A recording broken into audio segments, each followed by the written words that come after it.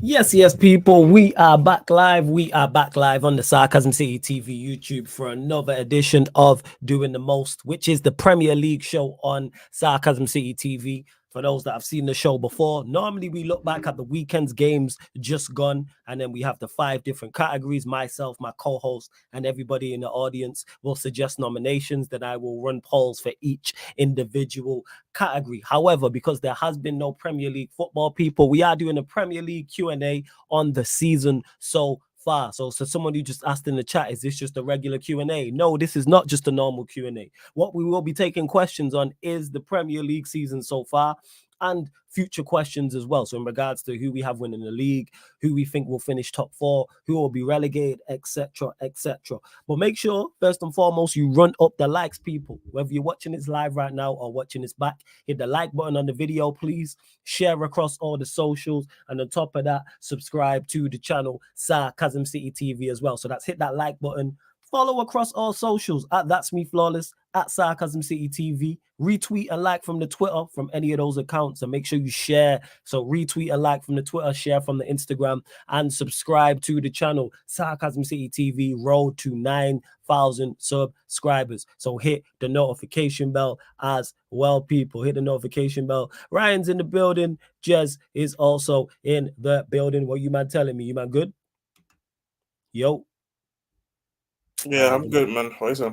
There we go. You're in. There we go. Big up, man. Every single time. Ryan's in the cut as well. Big up to, let's see what else you lot are saying. Warrior J, I see you. T.O. in the cut. Richo, Eli, KLFC, Sheik.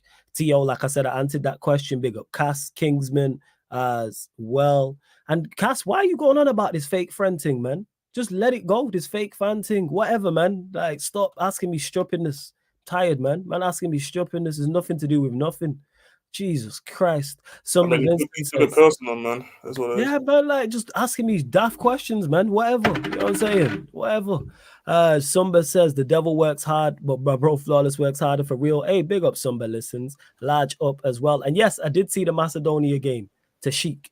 I did see the Macedonia game. 1-1. Yep. You know what I'm saying? I did see that. Crazy. That England Southgate just got blood on his hands. It's outrageous. It is. It's absolutely Uh, outrageous. It I really was, is. I was sleeping. I haven't even seen the lineup. Yeah, it's not even just the lineup, because the lineup was actually okay, minus Rico Lewis being at left back. It's just him.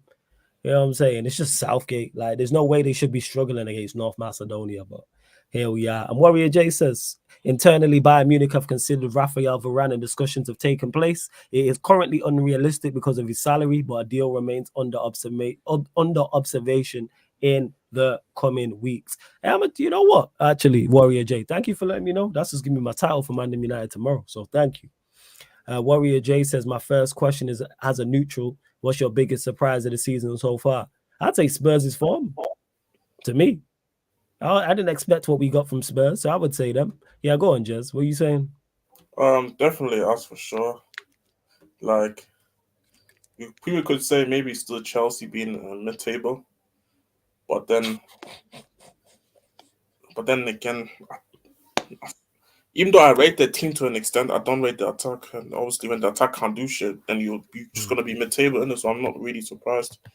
So yeah, I would say us definitely. Yeah, I would say, yeah. First, yeah, Ryan's in the cut as well. What are you saying, Ryan? Biggest surprise of the season so far? This guy. Rohit and Kohli let the country down. Rohit and Kohli let the country down. Let that country down. Cool. Okay. What was the So question just to again? clarify, Sorry. that's just a clarification, people that don't know. In the Cricket World Cup, Australia beat India. And for those that don't know, Ryan is of Battered India. Pakistani descent. So therefore, what's it called? He is over the moon. You know what I'm saying? That India lost on their home patch because he did not want them to win. But the question is to you, little bro, what is the biggest surprise of the Premier League season so far? It's a good question. Maybe Villa. I didn't expect Villa to be this good so far. Like, I think they've won all their home Premier League games so far. They've won like 13 in a row, which goes until last season. So yeah, that's. I knew they were going to be good, but not this good. So they're a surprise, to be honest. I'm trying to think who else. I didn't expect us to be second, 1 point off the top, but I wouldn't say that's the biggest surprise still, even though I didn't expect us to be that high up. Yeah, I'd probably stick with Villa. Yeah, I'd probably stick with Villa. And I kind of, and Sheik, and I'm presuming Sheik is of Indian descent because he says Ryan wished he could reach a World Cup final, but we moved with the laughing Hey, look, emoji. listen, yeah, we both came out with the same thing, which was no World Cup, and certain guys lost it on their home turf, innit, on their home soil, man. Yeah, and also, in the last 10 years, Pakistan 1 ICC trophy, India 0 ICC trophies. I'm just saying, innit, uncomfortable conversations have to be had, bro. And Eli, Ryan's answered that question because he mentioned Villa, but outside of Tottenham, who's been the biggest surprise? Probably is Aston Villa, to be honest. They are probably the most surprising team, I would say. It's probably Aston. I'm trying to think. Yeah, probably. Let me actually have a look at the league table to see. But Aston Villa is the one outside of Spurs that does spring to mind, even though they've not been good at home. Away from home, 13 wins at home is exceptional. So I'd say Villa. Let me have a look. Look at the table because it's Villa, Newcastle, Brighton, West Ham, Chelsea. Yeah, that's it. Chelsea are in 10th. It's crazy. It is crazy. You lot continue to run up the likes, continue to get your questions in on the Premier League season so far. Of course, if you super chat, I'll get straight to your question as well. So if you want to make sure, one, we get straight to your question, and two, it definitely gets answered, super chat people and we'll get to it. Flex says, will United finish in the top 4? Absolutely not. No, we ain't got a chance. Not a prayer. Flawless, you said you saw the England game, your thoughts on the referee. Oh, the referee, from what I see, though, the referee was horrific because I was watching, but I wasn't like locked in like that. And the referee in that game was terrible. Some of the decisions he was making, I'm surprised no one didn't punch him. Like someone didn't chin the ref. It's absolutely outrageous.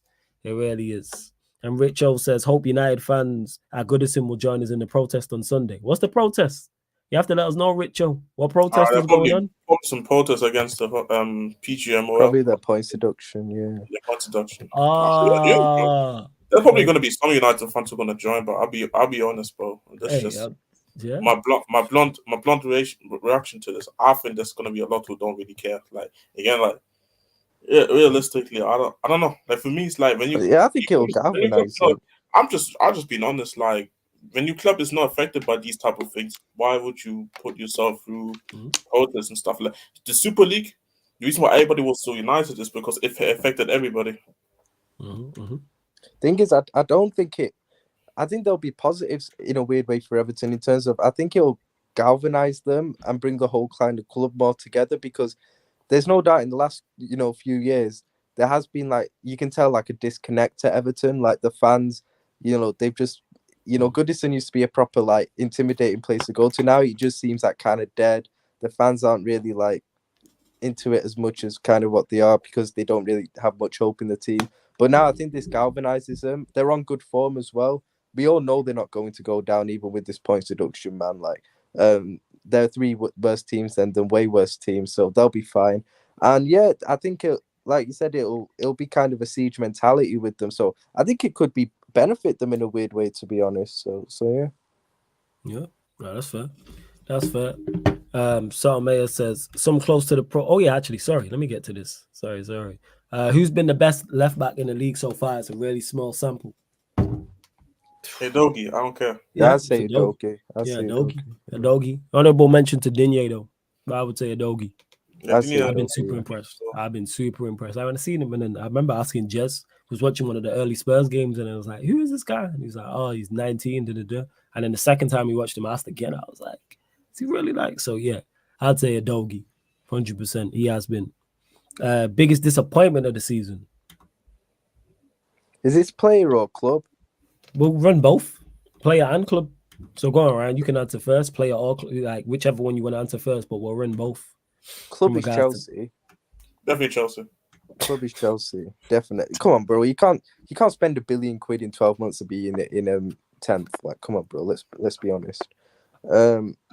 Like they're busy celebrating a draw at home, man, conceding 4 goals at home. Like, let's just be real with us. The bar's on the floor for them. They did finish 12th. Exactly. So on the trajectory, they're on the up. No, I understand why they celebrated, but the fact that they are celebrating like the way they are shows kind of how low the bar is, like you said, for them at the moment, in my opinion. In terms of player, so really good question, actually. Biggest For me, it's disappointment. too early to say, but I would say it's just Rashford at the That's what we moment. can say so far. Yeah, Rashford's a shout. Yeah, that's mine. Rashford's There a we go. shout. Definitely for player, I had high hopes and high expectations for Rashford this season. So disappointment, yes, him. You didn't have high. I say didn't really. Enzo's a weird shout as well for me because like Enzo, like I remember because of the money, You're gonna get that them Chelsea fans expectation and in the hype. club crazy. I know, but he balled out. I remember first game of the season, he balled out against us, innit? Like he was man of the match against us first game of the season, and people are gassing him up like after that. And since then, he's just been like mid, like. So I think he's a disappointment as well. So yeah. Yeah, I think definitely me player. I'd say Rashford. Team, yeah, Chelsea. I would say Chelsea.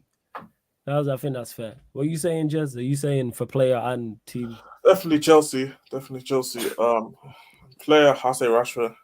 Just the drop off has been even though I don't think Rashford is like even though I didn't think Rashford was gonna replicate the same type of form, and he was dropping off already last season. I didn't expect him to just drop off like this. Yeah, we didn't expect him to just fall off a cliff the way he did. But here we are. Some Melissa says you might forget Endo like he's been ghosting. The thing is about Endo, there was no expectation for him. Where's the expectation for Endo? Who expected anything? Like, yeah, I'd say more McAllister. I was thinking of McAllister. McAllister's a shout, you know. I was thinking about McAllister still. Considering the hype that he got. Yeah, go on, Jess. Go on. The thing is, like, obviously, in terms of expectation and hype, I definitely heard that. But then at the same time, I think Rashford has been a lot worse in my opinion. Like I think if you put McAllister there, I say that's an honorable mention for me personally. Yeah, I would say so. Yeah.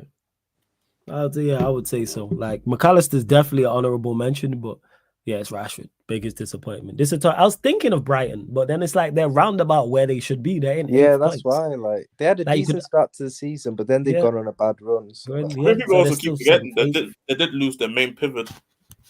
Yeah, that's true. And when we would have done the predictions, I think even with them losing Caicedo and McAllister, everyone would have said somewhere from 7th to 8th. So they're around about where I expected them to be. Like, I don't think they'll finish any higher than 6th, and I don't expect them to finish any lower than like 9th. So that's why I was like, where they'd be going. That's why, because I saw it now to obviously bits going on that the zombie is like a fraud or something like that, and I'm like, for me, I can't call somebody a fraud, man. If I don't think his team shouldn't be finishing like I think he overachieved last season, in my opinion. So with him being where he is currently doing right now, I'm not really too angry at him doing it. Like I just feel like he's going through his motions. Like second season, most teams always have like shaky swing, and especially if a new club like Brighton, I don't expect everything to go smooth, especially if you literally lose key parts of your system as well. Like if they would have kept both Caicedo and McAllister, maybe I would have probably felt differently about them this year in terms of what you would expect of them. But yeah, man, no, I think they are where they're supposed to be, in my opinion. I want to put Vincent Kompany in just because I don't like him, but like I respect the honesty that you're saying. Yeah, I just don't like. Yeah, man. But like I think it's a bit of a shout because like he was getting a lot of hype, bro. Like Vincent Kompany's been getting a lot of hype, and like, bro, he's been asked, aren't they bottom of the league with like -21? They're below the team that got deducted 10 points, bro. Like that is true. That is true. Like, yeah, I think Vincent Kompany as well deserves a bit of an honourable mention as well. He's an ass, man. Like genuinely. I actually agree. I respect that, man. Said I just don't like him. See, that's why I fucks with you, Ryan. Because you're just honest. You didn't try and bullshit it and be like and hit us with logic. That's why I like, no, I just don't like Caicedo as well. But then the Chelsea fans will start attacking in the comments. It's cool, man. Say it. Fuck him. Say what you want to say about Caicedo. I just think Caicedo's escaping a lot of flack for that second half performance against City, bro. We all saw it, man. I'm just saying. Bernardo Silva was turning that guy inside out. It is Bernardo Silva, but I hear your point. I think someone who's escaping more criticism for that game is Rodri, but let's not talk about that because it's only Casemiro that gets ran past. Rodri was crap that game, but Rodri's been so consistent for like 3 years. Like, yeah, that's not a shot at him. I'm just saying, like, you got ran down by Conor Gallagher. Oh yeah, he was ass. Rodri was ass that game. I don't even think he's that bad. No, I'm just pointing out the fact that if that's us in that game and that's Casemiro, the criticism he would receive. Nah, I hear you. But then for playing devil's advocate, though, I do think that like let's keep it a stack. Like I think there's more excitement for people to shit on a Man United than on a Man United player than on a City player, because obviously That's it's true. funnier. Like so, it's like I feel like we kind of all accustomed to like, yo, this is just a bad game, but United could be good, but then that one game they play like us, everybody's just ready to crush on them. Like, That's but true. let's be honest, like nobody's really there to crush on City, even if they like City can lose the league to Liverpool. Nobody's crushing on City. Let's be honest. That is true. We don't really That's even true. me. Yes, Like, I you do know when crash them, I don't City, crash when them. we won Go the on. league, City escaped quite a bit of criticism that year. You know, when They they got did. that was the season they got knocked out by Leon as well, and they finished like 19 points behind us or something. Was it? Yeah. I think it was 17 points Crazy. behind us in the end. Like Are you right? City did escape a bit of criticism that year still. What? Are you right? That's a valid point. That is a valid point. And like By if the way, I'm everyone surprised go no on. one's mentioned Ten Hag. Somebody did in the chat. I was going to In the get to it. Someone comments. mentioned Ten Hag. Yeah. Someone said it, which is a great shout. But obviously, because we said player and club, we didn't say manager. But if it's Oh, yeah, manager, we did yes, say yeah, definitely. If we're saying manager, someone said it. Wait, Mind you, I said company in it, so that's yeah. You did say company to get your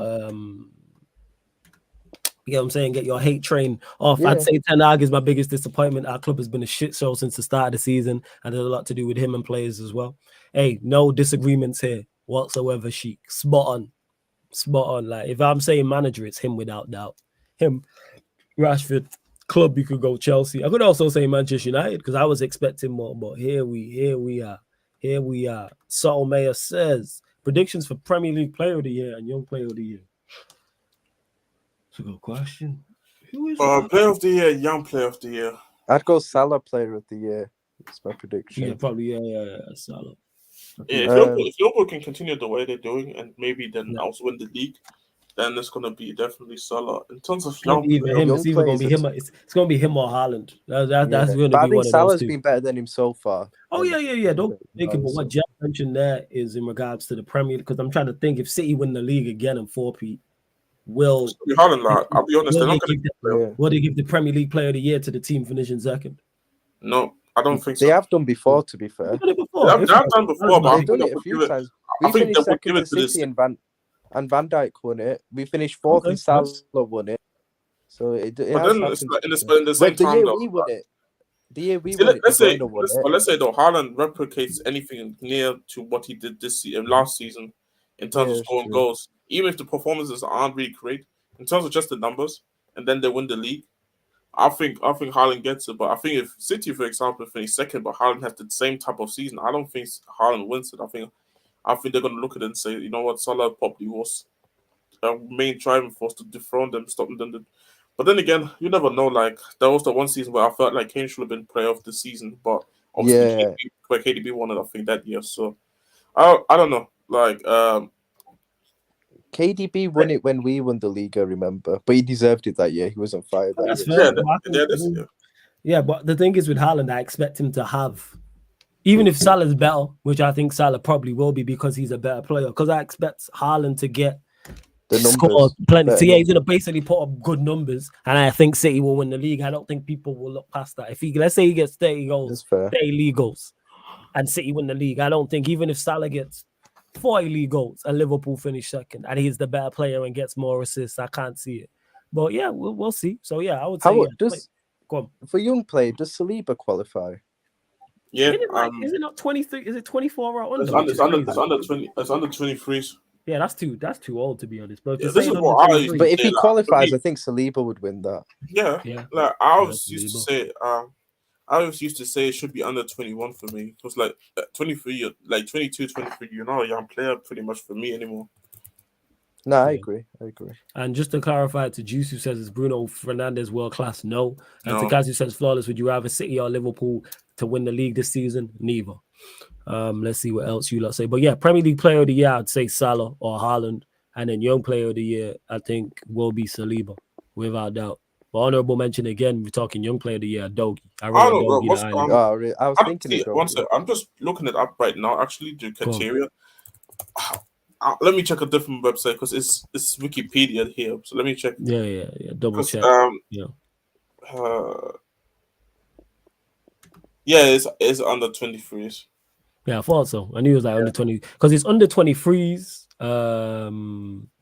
like it's under 23s, but then I think it's at certain like age or stuff because you can be have 24 to start the season at least like at 23. Yeah, so you can be 20. So you can be 24 picking up Young Player of the Year award, which is not. Yeah, you could. Yeah, if you've started the season, it depends when you're not a young player. Was. You're not a young player at 24. You know what I'm saying? I mean, you're not even a young player for me. You're not even a young player anymore at 22, 23. Yeah, like what we again, doing it's all objective, and then like to who people want to. I think for young player, people still call Dembele star boy, but he's like 26. Like, boy, you're not even a boy anymore. I do think for young player of the year, I know Chelsea ain't going to do anything, but I think Palmer could be a shot as well, maybe if he continues this form. He's been really good. This can just be so many players, and then that what can be so inconsistent because I remember times when Foden was winning that shit when Foden did fuck all in that season. So it's like I can't even predict the young player of the year. I'll be honest. Yeah, that's what it is. Because Kaz is saying 22 is young in football. Yeah, that's why I don't mind. Like, I think it should be 21, 22 max. I don't think it should be 23, 24 and winning be eligible for Player of the Year award. For me, I think it should be 20 to be honest, but that's just me. That's why I was saying like for me it should be under 20 in my opinion. Yeah, so 20 and younger. Yeah, 20 and younger. Like you shouldn't be. I think max 21. I think it should start at like, you start the season at 20 years old and then you are there's no way you should be 24 years old, 23 years old, picking up Young Player of the Year award. What are we doing here? Especially, let's say you broke into the first team at 19. Yeah. And you're now 23, 24. You've had 3-4 seasons of Premier League football. You may be young in age, but you're experienced. What are we doing? See, that's why I kind of like, even though I don't really care too much about the rewards in terms of the obviously Ballon d'Or and stuff like that. Mm-hmm. But that's why I like the criteria for the Golden Boy Awards because I think. What's the criteria for it? I think obviously, I think it's under 21 first or under 20. I think it's either one of those two. But I think if you won the Golden Boy, you can't win it again. Oh, really? Yeah, so you can't. Yeah, I think that is the rule. Yeah. Yeah, so Mbappe won it once, and obviously Mbappe, over these years when he was 18, 19, he could have won it pretty much all those years, but because he won it already one time, he couldn't win it again. Which I think is for me is actually a fair criteria in my opinion, because I feel like especially like in the Premier League, let's say it's under 23 and somebody's 19 and he wins it all these years. I'm like, it's kind of that. I feel like it should be all for young players. It should be always like a thing of you can only win it once in my opinion, and then you can't win it again. No, that's super fair, fam. That's super fair. I hear that. Let's see, and that's juice. That's why I don't pay attention to Twitter. This is why I don't argue with people on Twitter and debate on Twitter because people just be saying wild stuff. But here we are. But no, he's not world class. Let's see. There's a few other questions I wanted to get to. Warrior J says, Jez, thoughts on the upcoming Aston Villa home game? Confident that your manager can change the form? Good question. I mean, Villa suck away, so there is a chance. But then, literally, I think 3. Yeah, 3 out of all 3 players in our spine are gonna miss that game, which are both our centre backs. And Bissouma, because he picked up obviously another yellow, which was his 5th. So Bissouma, Romero, and Van de Ven not gonna be there. And that's literally that. You not include Maddison in as well. Oh, sorry. Yeah, 4 players in that spine missing that game. So even though Villa suck, I don't think I'm just gonna probably be able to get that win because again I just don't trust these replacements that have to come in. I said that before many times. Like I said, I said this already on the other stream. I don't know if you were there or you said. I think for me, all Ange can really pretty much do this season for me is like. I think for me, all he can do wrong, in my opinion, is if he's just gonna continue relying on guys who are just not gonna do it for him. Like that's the reason why in preseason he was immediately able to see, this guy ain't it, and they haven't really featured until the injuries happened because we couldn't sell these guys. So for me, it's like I just need to be just more ruthless in terms of the selections and even take risks and just go and just take some of these youth players like Ash Phillips is there, 1 centre backs. They just I feel like in terms of just in terms of fitting the system actually benefits a lot more than having a Dyer there or going into the youth teams. Like the youth team has been actually very good this year. I think there's still I think across all the age groups, I think they're all first.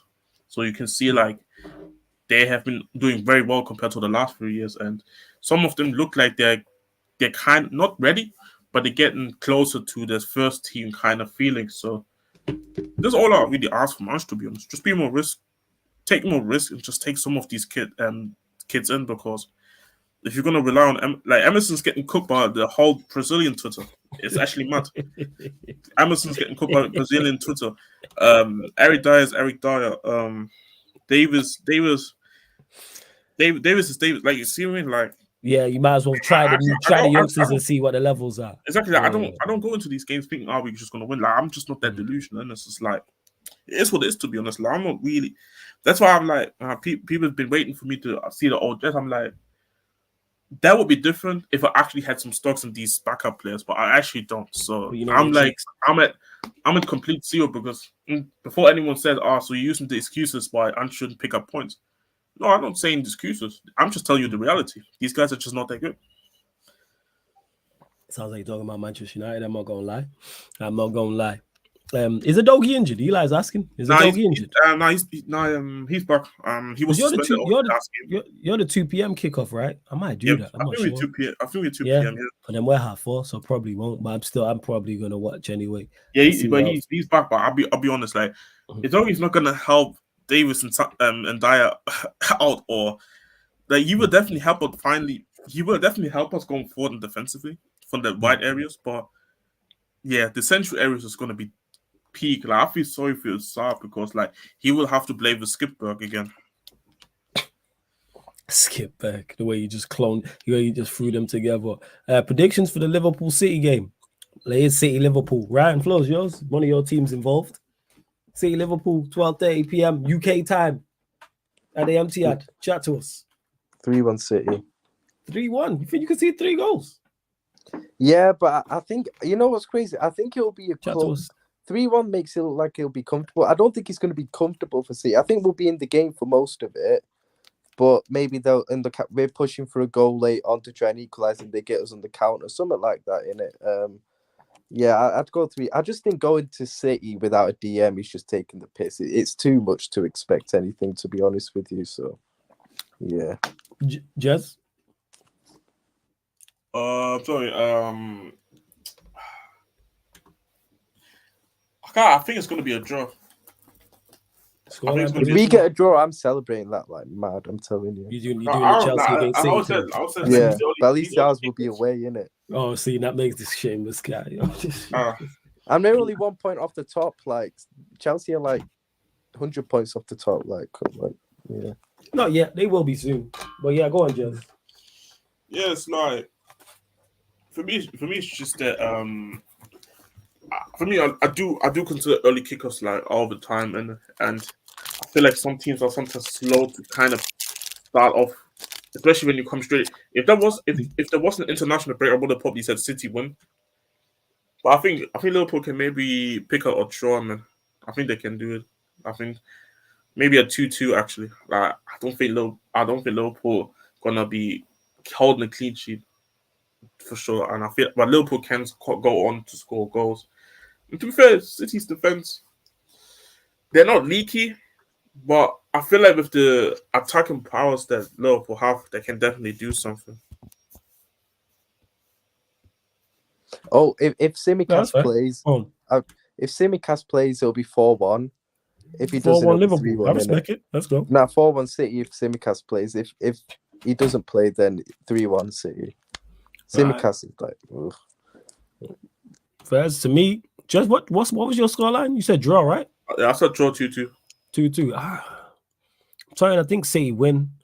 But both attacks are good, and both teams defensively have not been all that impetus. Well, not all that. You know, I'll go 2-1 City. I'll go 2-1 City. Lex, let me know what you think it's going to be as well. KLFC said we're winning at the Etihad. I'd be confident.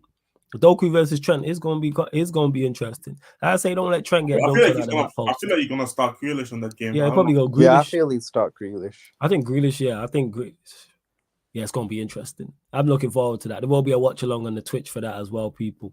Do not worry about that. Warrior J, I see your comment. I see some of your questions as well. I'm going to get to.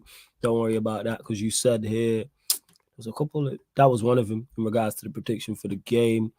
We also said, speaking of predictions, score prediction for the rest of the Premier League games. All right, I'll pull up the matches and we'll get to them. We'll probably end up doing this again on the Q&A on Wednesday. But obviously, everyone is not here currently because this is doing the most. City Liverpool, we just did. Jesus, 3 p.m. kickoff. Sheffield United, Bournemouth.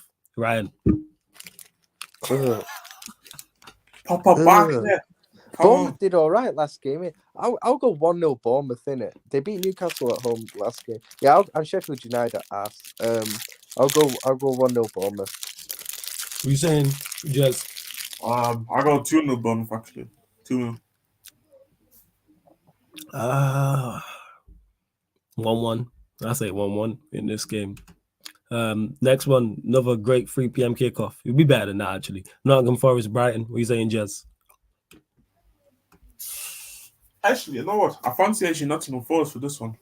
2-1. 2-1 Nottingham Forest. So Brighton's winning drought continues. Yeah, winless drought. Yeah. What are you saying? What are you saying, Ryan? I agree. I think 2-1 Forest as well. Forest aren't they're not an easy team to play away from home. Forest at home, I don't think they're too bad. Like Brighton are ass at the moment. Yeah, I think Forest will get a 2-1 still. They beat Villa 2-0 the other week at home. So yeah, Forest are good at home. I was gonna say Forest 2-1, so I'll stick with that. Next one, another great game. This is proper Barclays. Burnley, West Ham. You telling me, Ryan? Yeah, Forest are at home chat spot. I always mention the home. The first team is always the home team. But yeah, Burnley, West Ham. Another 3 p.m. kickoff. 2-0 West Ham. 2-0 West Ham. Jez. Oh, I got West Ham win. I just don't know about how many goals. What was it? Sorry, they played Burnley, right? Yeah. It's West Ham, Burnley. It's at West. No, sorry, it's Burnley, West Ham at Burnley. Yeah. I just don't know how many goals West Ham's gonna score. I'll go with 2-0 as well. I don't know. They could score more goals, but then West Ham is a weird team this season. I can't lie. One day they score 4, one day they can't score anything. Yeah, and just to clarify, people, I always mention the home team first. So yeah, it's Burnley. It's at Turf Moor. It's Burnley, West Ham. I'm gonna say 3-1 West Ham. Like Palace went there, and did Palace not score like 3 goals? And Palace are notorious. They're not high goal scoring team. Let me actually check. I swear they scored like 2. So yeah, I'm gonna say 3-1 West Ham. I know Villa went there and I think scored 3. But Villa be bumping everybody in terms of goals. True. Yeah, was it away from home? Yeah, I think they went away because I remember. Yeah, there we go. I think Diaby scored a good goal. No, Palace won the 2-0 at Burnley. Oh, 2-0. Yeah, 2-0. So yeah, I'll say 3-1 West Ham. Next game, another 3 p.m. kickoff. Over to you, Jez. Luton Town, Crystal Palace. Luton Town, Crystal Palace. Crystal Palace win 1-0. Crystal Palace 1-0. Ryan? 1-0. Say 1-0. Okay, I'm gonna say definitely a Palace team, man. They are definitely a Palace win. I'll say Palace 2-1. I think Palace win 2-1. That's why I go with Palace 2-1. Big game out of the 3 p.m. kickoff. Biggest game. Newcastle United, Chelsea. Ryan? Wait, is that 3 p.m.? Yeah, it's a 3 p.m. kickoff. Come do the watch along for it. Hey, big on my guy Jago. Yeah, 3 p.m. kickoff. So that game isn't live? Nope. I'll be watching mad. I will be tuned in, people, on the Twitch. You're going to get 3 watch-alongs on the Saturday, including that one. That'll be the middle one. We're going. Yeah, that's good. Newcastle, Chelsea. Newcastle have a few injuries, but they're at home. I'll go 1-0 Newcastle, innit? Same 1-0 Newcastle. All right, so Chelsea will be lower than 10th come the end of the weekend, is what you're saying. Yeah. Yeah. Jez. Sorry, that's just funny to say. And then the end of November. Go on, Jez. 1-0 Newcastle. You saying 1-0 Newcastle as well? I'm going to say, see, Chelsea fans, I fucks with you. I'm saying 1-1. I think 1-1. I think you get a point. That's hard for a point as well. But Isak and Almir run back. Yeah, that could be peak still. On to the 5:30 kickoff. I know we'll be doing a watch along for that. Brentford, Arsenal. Ryan. No lie. First of all, I just want to say something on Chelsea. When I saw that Isak and Almiron were fit the other day, a Chelsea fan said, "Oh, I'm not. We handled like Haaland and Doku and all these guys. You expect me to be worried about Isak and Almiron? You conceded 4 goals at home, fam. Yeah, where's this all? they handled Haaland and Doku and all these guys. You conceded 4 goals, man. Like, they have shame, man. Literally. Yo, forget all that. These man conceded to Pinnock. Alanga scored there. The Brentford guy. The Brentford Yeah, guy, yeah, Pinnock they scored. did. I think Alanga scored the Forest goal. Like, what are we talking about? Like, you lot can't get moved to by anybody. Alanga is a doctor. Like, Sure, man. that was more like saying. Sure, man. You're saying Oh, this guy. what do you mean? Sure. Like, Shut up, Jez. Shut up. bro, like, You know, all I'm you saying is, read? yeah, my Alanga stocks are actually looking good. Like, jokes aside, Alanga stocks, actually, they're looking good. Like, he's been actually doing quite decent for Nottingham Forest. Like, shout out to them though. Shout out to them as well. Forest though. But nah. Go on, Jez. Everybody can Brentford, Arsenal. Go on, Jez. You go. Brentford, Arsenal. Yeah.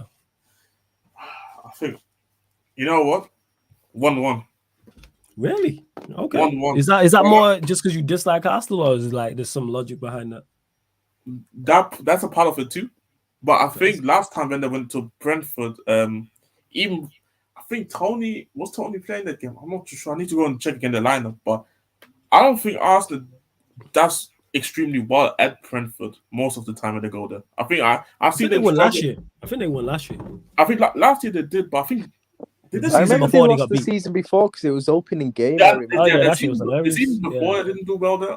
Obviously, last season they obviously won there. I think they won there last year. To be honest, last season they did there, but didn't they play them at some point in the cup? And I think they struggled there. Oh, they won there in the cup this season, I think. Yeah, they won, but I remember the game in terms of them struggling there at the time. And even last season, I don't think they comfortably won. Or did they? They might have done. I don't know, but I think this season I remember one game at Brentford away where they weren't like as dominant as usually you would see them. So low key, if Brentford can get it right, I think a 1-1. Obviously, a part of me hates Arsenal, so that's too. But there is actually some logic why I say 1-1. Yeah, and yeah, Chat Sport Sheik just banned you. He banned you by accident, but yo, you should be back and fine. Let me know if you're not. But yeah, it says it's here. You're not. Before we continue through these predictions, people, over 45 people in here, only at 26 likes. What are we doing, man? Bump this up to 40 likes. Like check 1212, man. Hit that like button and subscribe to the channel as well. We're at 8,658. 2 more subscribers. Get us to 8,660. What are we doing? What in this Manchester United conversion rate is this? What is going on, people?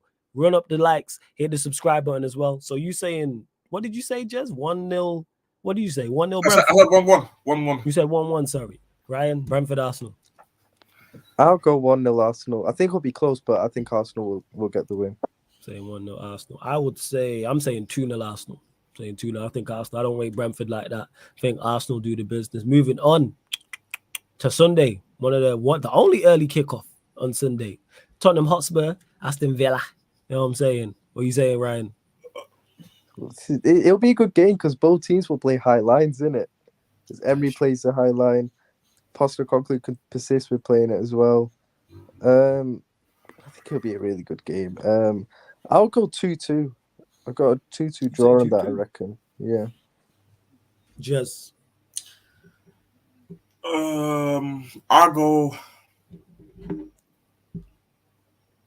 2-2. Not because I actually believe it, but I just don't want to predict a loss, so I say 2-2. But it could easily be also a 3-1 for Villa. But yeah, 2-2. All right, cool. Bear in mind, people, it's at Spurs. It's not at Villa Park. The thing is, yeah, it's away, but bro, look at the guys who are gonna come in. So you could be talking about a potential lineup of Vicario on goal, Edogi left back, and Paul right back. Then it could be Davis and Dyer in the centre back. Then the midfield is going to be Sarr, Højbjerg, and Skip. And the front three is going to be Son, obviously Brennan, and Kulusevski. Yeah, you know what, Ange? I believe in you, man. I'm saying 2-1 Spurs. I'm saying 2-1 Spurs. Jess said 2-2. And what did you say, Ryan, again? 2-2 as well. You saying 2-2 as well. All right, cool. Next one is, great. Everton, Manchester United. Ryan, sorry. Jess, you go on. Carla, I feel like Everton getting something in that game. Kind of atmosphere is gonna go crazy then. So it's like it's gonna be mad. I think it's gonna be like a scrappy 2-1 for Everton. 2-1 Everton. This first. Ryan? I'd go 1-0 Everton.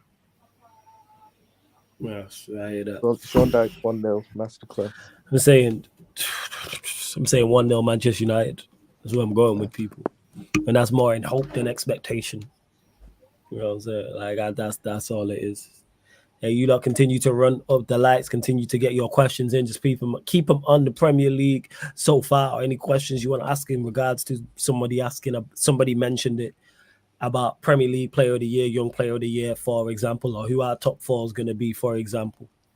See what else you lot are saying before, because we're going to close out 15 minutes or so, people. 15 minutes or so. Good to see the Liverpool fans in the chat confident man going to the empty end. And like I said, people, on the Twitch, there will be a triple header. I'm saying over on the Twitch, triple header on the Sarcasm City TV Twitch, starting with the early kickoff, which is Manchester City versus Liverpool. Then the 3 p.m. kickoff. Well, one of the 3 p.m. kickoffs we will be doing is Newcastle United versus Chelsea. And then following that, 5:30 p.m. kickoff, Brentford versus Arsenal. So here's hoping for both City and Liverpool to lose, Newcastle to pack Chelsea, and Brentford to pack Arsenal. That would be a great start of the weekend. Whether it goes that way, I highly doubt it, but we move. I'm hoping so. I deserve that. But yeah, we'll see. See what else. And don't forget, link for the membership is in the pinned comment as well. I will be reaching out to all the members. If you're a member of the channel, if you're a Sarcasm City Soldier or higher, so if you're on the 2nd or 3rd tier, so Sarcasm City Soldier or Sarcasm City General, I'll be reaching out to you in regards to the Q&As. So the Q&A here on the YouTube and the Q&A on the Twitch as well. Any NBA watch-alongs anytime soon, Flawless. I was going to do Spurs Clippers today, but the gang are doing the NFL show 45 minutes from now. They're doing the NFL show, so that's why I'm not. But let me have a look. I'll tell you now, Sheik, what if there's any NBA fixtures that I'm watch-alongs. But you will get them. Well, yeah, let's see. Like I say, Spurs Clippers is going to be good. I may watch that regardless. Just having a look this week. Dead. Aye. I might do maybe do Spurs Clippers on Wednesday. Because I got to be up at a decent time Thursday to do the show on Lee Gunner's channel. So, yeah. Clippers Pelicans, that's late. 3:30. Yeah. There's nothing this week. Nothing this week that catches my eye. You know what I'm saying? And look at this hater. Sasha, you a hater. About no, you don't deserve that. Why don't I deserve nice things? Guess what? You don't deserve nice things, woman. The fuck? You know what I'm saying? See this people here hating in my chat. Could this hate? Don't even say hello, how you doing? Nothing. You know what I'm saying? Ridiculous. And she has the cheek to have the halo above her head. That shit crooked. You know what I'm saying? The fuck? But big up to Sasha every single time as well. Which 3 teams getting relegated? Ryan? The teams that come up for me. The teams that came up. The teams that came, all 3 of them, they're so ass. They're so bad. They are bad. Burnley, Luton, Sheffield United are terrible. I said this already, man. Like the fact that Everton got a 10-point reduction and they're not last on the table. That's crazy. Yeah, that is crazy. It's nuts. I agreed. I think it'd be those 3 without doubt. Hey, Everton, stay up. I'm with it. I'm with it. And yes, to Sheik, yeah, that's why they're doing the NFL show, because they said there's a big Monday night showdown. There's a big thing coming up. I was saying, I see you, Sasha, about Hi Ryan Jez in the chat. Yeah, I see you. Huh? Warrior J. Look at this one. I'm saying, ha. She got jokes. Yeah, I'm saying she got jokes. Best and worst centre backs in the Premier League this season so far. Best, I would say, Saliba, Van de Ven, Van Dijk. Then they've been the best 3. Worst. Any Sheffield United centre back on pick from Sheffield United. Any Burnley centre back. Should we say worst pound for pound though, instead of just saying every Sheffield United centre back? Yeah. We could try to name names. I'm trying to think who's been a bad. Kanate is what I'm telling you. He's even worse in the league though. He said it's worst in the Premier League. Kanate's not. I like to say pound for pound though. Yeah, disaster. No, but Kanate's been bad in it. Yeah, but how does that? But he's not been the worst. The question is, worst centre back in the Premier League. He's not. Yeah, been but top I don't know 3. the Sheffield United centre back's name. Yeah, but still, that's me. Okay, you know what? Let's do somebody. Let's do somebody like I said, after disaster. Are you talking about the sassy? Yeah. He's been that bad. Just talk about it. I'm just joking. I just love saying disaster. That's all. But What's the Eric Dyer? There we go. This guy, he's played like half a game, and that was with 9 men. I'm trying to think. So Chat Sport says definitely- Lindelof is a shout. 100%. Lindelof. He has been dreadful. Whether he's played left back, whether he's played centre back. Oh yeah. He's been horrific. But yeah, you just These are cheeks. There's gotta be some.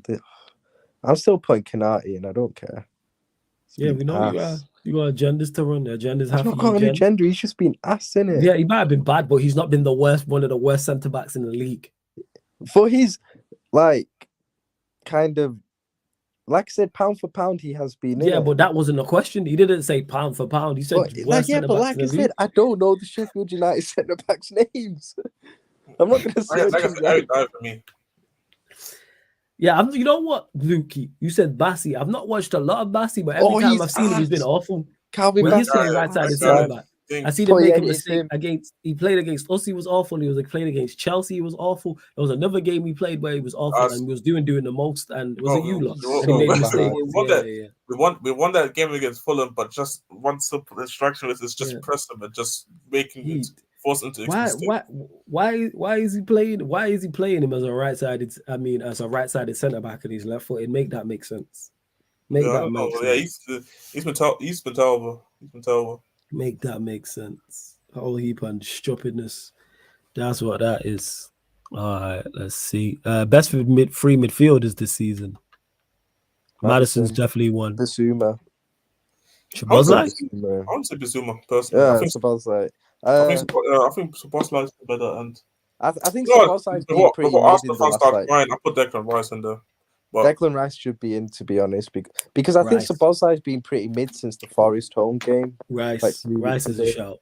Rice is a shout. I'd say Madison, Basuma, Rice. I wouldn't say Basuma, me personally. I feel like he did drop off in terms of his performances, but then he was on the yellow bar. You know what? I'm throwing Szoboszlai in there just because. That's fair. I mean, I'll take it, innit? But I think Douglas Luiz has been good for Villa, by the way. Who? Douglas Luiz. It's a fair shout. I don't think he's been better than any of those in my opinion. Yeah, he hasn't, but I do think he deserves like some sort of honourable mention in it. Honourable mention. Yeah, Stephanie G, I've no issue knowing United players being mentioned because they've all been cheeks. You know what I'm saying? They've all been absolutely terrible. All of them absolutely terrible. Or at best average.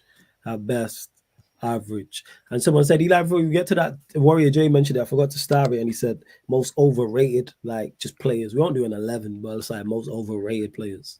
Go on, Ryan. This category, this question is made for you. Bruno's a shout still. Definitely, because I still see people defending Bruno Rashford, obviously. No, I wouldn't say Rashford get defended though more. Oh yeah, I see Bruno still get defended. Rashford's getting abused. People. The funny thing about the Rashford thing is no people actually abuse him like properly. Like they go into things that are not even football and related. Right? That's crazy. Are we talking overrated as in just their performances this season? Yeah, performances this season. Okay, fine. Not just overrated in general. Performances this season. We just said how good he's been, and I rate this player really, really highly. You know I do. Yeah. I do think Arsenal fans are slightly overrating Rice's performances at times. I'm with that. We're in the Rice thing. I'm with that. I do agree with that. This ain't me. I think he's been class, and for us knows I've been praising Declan Rice for ages when he was at West Ham. I wanted him at Liverpool, but I do think Arsenal fans are slightly overdoing it this year, innit? So far, but he has been class still. McAllister's been crap. He's not even overrated. Like I said, I think I hear Rice. I hear Bruno as well this season. 100%. I hear Bruno. Bruno's a shout. Maguire. There's definitely because he's putting some good performances. Like the hype where I see people trying like he's been good. That's it. I seen him struggling today against North Macedonians. Well, here we are, man. Here we are. My brothers from North Macedonia. Shout out to my brothers. Ain't no brothers out there, but we move. There's definitely some brothers out there. Definitely. Like I know brothers are everywhere. Like if you see brothers if you see brothers in Italy and Argentina, you definitely we do eventually get everywhere. That's just us though. You know what I'm saying? Oh, that's what I'm saying. You know what it is? Because we always fucking chasing pussy. That's why. You know what I'm saying? That's why black folk end up everywhere. That's what that is. You know what I'm saying? We end up in just random places. That's what I was saying. When Martin Luther King was moving like Tribal Seaman, chasing them all. This guy, why you do this? I saw a picture the other day. I saw a picture the other day where I saw a picture the other day of Martin Luther King, man, and they told me he was just fighting for us. I'll show He him. was, man. He was fighting for us. Yeah, but then I saw that picture. I saw that picture that I'm not too sure about it. Shout out him, man. Who else? There's definitely others. There's Kai Havertz is one, definitely. Overrated. Everyone knows he's good crap. No, it's just people still defend him and try to be like, oh, he's been decent at times. But you know what? Mad. I ain't really seen that. The reason with the Kai Havertz thing, I don't know, because it's like that is generally just Arsenal fan. With the Rice thing, for example, it's just even other fan bases going crazy. I'm like, yo, he's not been that nice. Like, I don't know what you guys tell me. Like, he's been good. That's it though. But Havertz, that's just Arsenal fans. So I'm kind of like allow it because even the Maguire thing I heard as well, because the media thinks he deserves to be called one of the best centre backs. I'm like, shut up, man. But yeah. Like, I don't know if I could say him, but if you want to say him, I don't really have personally a problem. It's just my argument to bring why I wouldn't. Somebody that I do have to say though, I think how do I say it, man? Say it. I'm gonna say it without getting abused in the chat. They're gonna call me. The chat gonna abuse you anyway. Nah, they won't go that far. I might call you that. But that's it. Go on. It depends what you say. I think Enzo Fernandez personally. That's not. I do think he's getting his criticism now, though. To be fair, I don't think he's getting praised like that. But bro, like the thing is here. I think he gets excused. I think he gets too much protection. I'll say that. That's my point, because I'm like, that's fair. We told him he was quote unquote the young player of the World Cup, and he was how much did Chelsea bought him for again? 105 around that. And it's like, and it's funny to me because I was just talking about Pogba yesterday and how I think he was a flop at United and all that. Yeah, that's fair. But Pogba's performances, at least, were a lot better than these Enzo performances that I've seen. That's fair.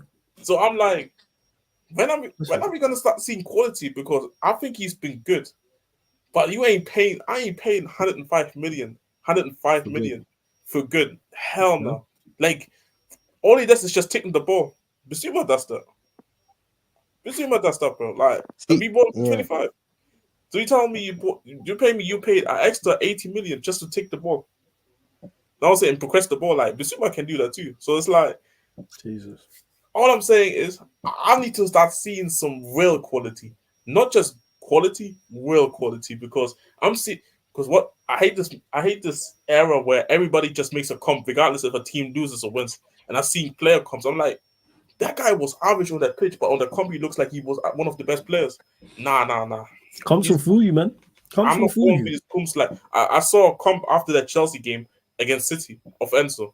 Hell no. I'm not letting that comp finesse me and say he was better than everybody. Nah. That guy was not good. He wasn't us, but he wasn't good either. So I'm saying Enzo Fernandez for me.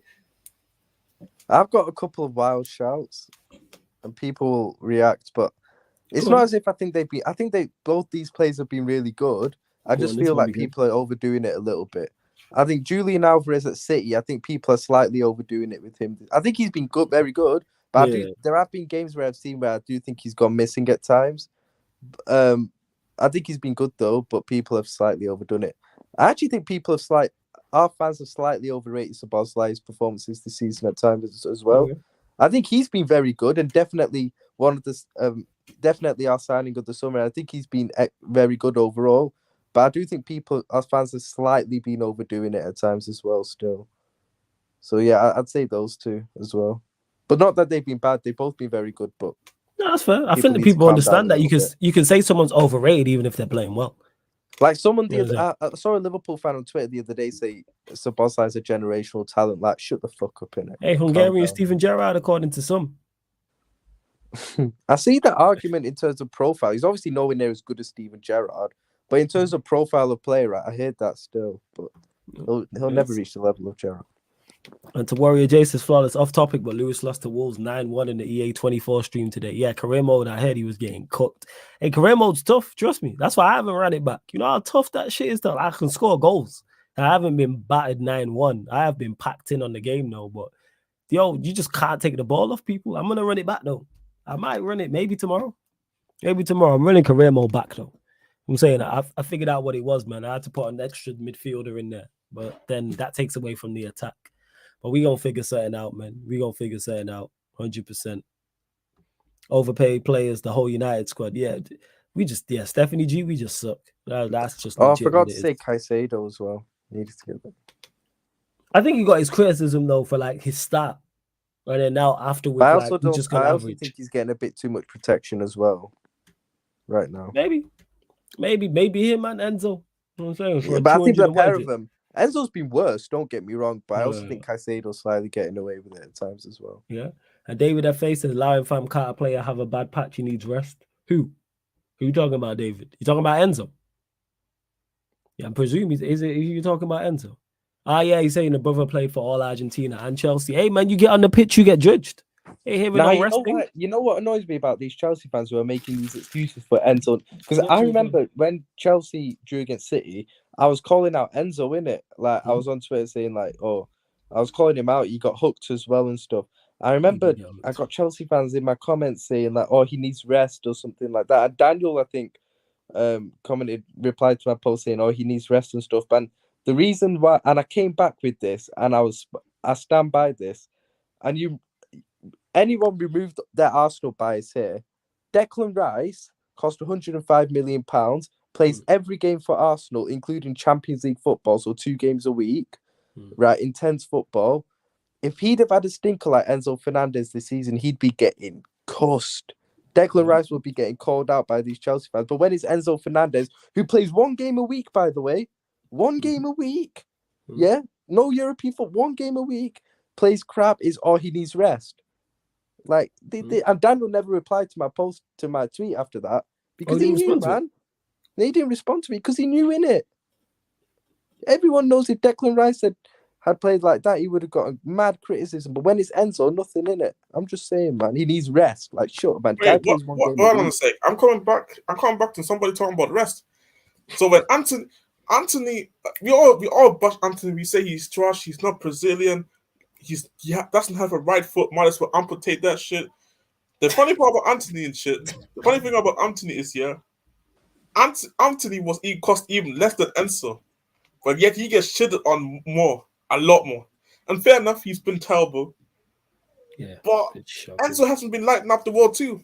Let's be real. Shocking. No, you're right. But Anthony's way worse. I'll be honest. I can admit it. Against Liverpool, he was outstanding. That was the type of performance I would be sitting here saying, "Yo, I stood up and I applauded." But how many performances can I say that he has put in where I feel like, yo, this guy, you know what? He deserves to even get applauded, man, if he gets substituted, because it's like, I think he got the skill set to do these things. And I was watching this guy at Benfica a lot, and I was like, yo, this guy is genuinely amazing. Benfica fans themselves will tell you the way he looks at Chelsea. The way he looks at Chelsea, he doesn't look at the way he looked at Benfica. Doesn't look at Chelsea right now. Doesn't look at all the same. So it's like, all I'm saying is that I call him. And by the way, already doesn't mean you're a bad player. Already just means that you're just not performing to the levels that I think you should be performing at. I think people oversaturating performances because I think so. A lot of Chelsea fans do. But I think Arsenal fans, for example, overrate Declan Rice. But I think Declan Rice has been actually good this season. But then I see Arsenal fans acting like he actually playing up to his worth. Now he's not playing up to his worth. He's just doing what he's supposed to do in a well-functioning system. But I ain't paying 205 for that much. So that's what I'm saying. That's all I'm saying. Like I said. And for those that, and I'll let David F.A. and Ryan, because he's responded to what you said, but for those that are asking in regards to Enzo, he's a deep line playmaker. Like, he progresses the ball. Like, that's what he does. He's not box to box. You know what I'm saying? He progresses the ball. But here's the thing is, when you are at a big 6 club and there's that much money you have been bought for, we're expecting certain things. That's just what it is. Don't get me wrong, technically he is very, very good, but we're holding him to a higher standard because of the level to be expected. Because if we did a Premier League 11 right now and was selecting the midfield, and we left him out of the conversation, people would say we're crazy. If he didn't get a mention, I'm not saying he gets into the team. What I'm saying is he'd be a part of the conversation. Where we would sit if we sat here and did this. We'd be saying he's a Chelsea fans and others would say he's one of the best central midfielders in the league. So therefore, if he's one of the best central midfielders in the league, let's hold him to best central midfielder in the league standard. You can't have it both ways. It can't be he's one of the best midfielders in the league, and then when he is not performing, or it's tiredness. He's you know what I'm saying, like David F.A. saying he's Argentina. He played for Argentina, then he's playing. Bro, he's not the only Argentinian player. I saw Romero coming back from Argentina and then put the same performances that he did before the red card. Lord, man, Lord. Yeah, like you can't do that. Like... Yeah, go on. So we said, Ryan, why don't you travel to South America for Argentina and then 24 hours later fly back to play against Arsenal?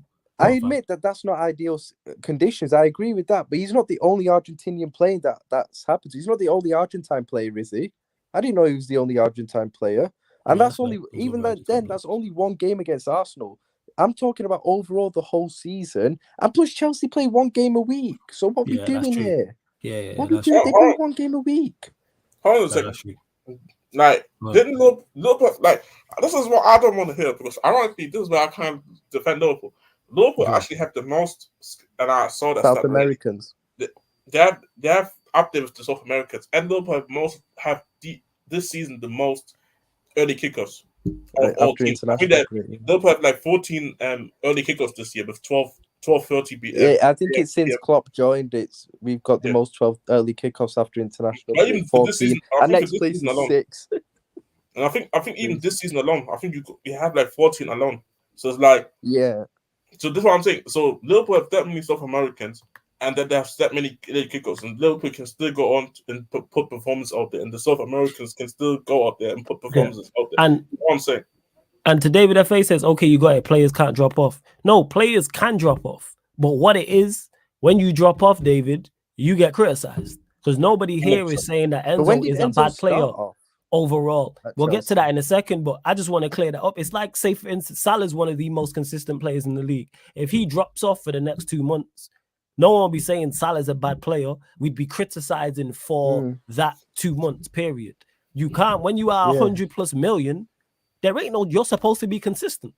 There is no drop off. And if you fall below a certain bar, then you are going to get criticized. You're at Chelsea Football Club. You are under the microscope, especially when you cost that much and everybody agrees you're a talent. I've never heard anybody say that Enzo is a bad player. I've never heard that. There's something that football fans, we disagree on absolutely everything. We'd argue if the sky was blue. Like legit. We argue on everything. But that's what sets good players apart from great players and great players from elite players is consistency. That's why I value it so much. Consistency. Don't give me, this is why if you hear me talk about certain players, that's what, be consistent. I'm not hearing any excuses. But yeah, what are you saying, Prime? You good first and foremost? Yeah, I'm good. Thanks for the link, Flawless. It's fine, man. What you guys are saying. My take on Enzo, I think he's been okay this season. Last season, or when he came in January, I don't think he played that well, to be fair. Okay. Maybe people can say there's factors around it, which is fair enough. I think people are judging him based on the fact that they have, not just Chelsea fans, by the way, but people have vastly overhyped and overrated this guy. And because he's not living up to this big grand status, they're all of a sudden saying that he's a bad player, for one. And two, I think he's kind of getting a bit of the treatment Pogba got, where because there's a big price tag and because of his supposed talent and skill set, they're expecting him to do everything when he's not supposed to be doing everything in the midfield. He's not supposed to be doing all the defensive work, creating everything, and then scoring. So I don't know. I don't think Enzo's been that. But that's the mad thing, though. Everything that you said there, I never mentioned. That's the funny part about it. I'm not talking about you. I'm not talking about you. I mean, of course, there's definitely people that do overdoing too much. Like I've seen Chelsea fans who criticize him for not being able to put output in terms of assists and goals. That's not him as a player. Toni Kroos doesn't go out there and get you 10 goals, 15 goals, and it gets you. Can Toni Kroos get you double-digit assists? Yeah, This is I think where Enzo can maybe do well. But then again, these Chelsea attackers are cheeks, so I can't really ask them I for don't have assists. a problem, but again, I don't have a See, problem with I'm how. just coming from my perspective right now. My I perspective hear is you. more so that my perspective. I'm not even looking at the price tag. It's for me the way Chelsea fans talk about after matches, like he has played well. Ironically, you said the word. You think he's been okay this season. I used the Yeah, same I words. think he's been okay. I think he's been Yeah. That's what I good. mean. I said I think and the thing is, Prime. against City, I think against City, I think he was good against City. Yeah, Prime, I don't disagree with you in the fact that you think he's been okay. I think he's actually been decent this season. Yeah, but you don't spend that. You don't have that talent and spend that much money for decent. Yeah, true. You don't, but when you spend that, well, for me personally, I don't look at money because the price you spend on players can be very. Of course, weird. can be inflation and anything. But based on ability and stuff, if you're paying that for. So let me ask you: do you think his ability is that? I think people have. No. Forget people. Do you think his ability is that? Of what, a world-class midfielder? No. Of £100 million player. Do you think he's talent-wise? Do you think he's 100 million? No, but What do you think he's at? Do you have him at 80, 70? I'm trying to gauge where you have him at. 50? What would you rate him as? What do you think his ability is worth? The only not the only. I don't know. I mean, when I look at the midfielders that went for big money this summer, I mean, I think Rice is worth 100 mil. Okay. But that's the thing. I don't think Enzo is or Caicedo, but again, I think I don't know. It's meant to be on talent and projection for the future. I don't mind the criticism people have. I mean, that's fair enough. But of course.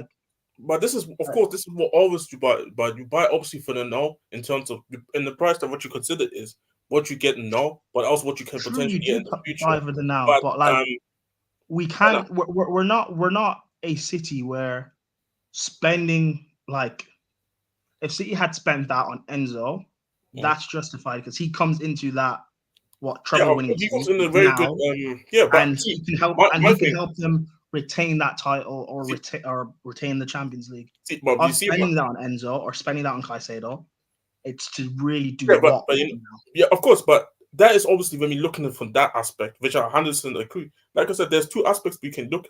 There's two perspectives we can look at it. We can look at it where we look at it and say he's not coming into a situation where he's getting plugged in and then he has to do this and this.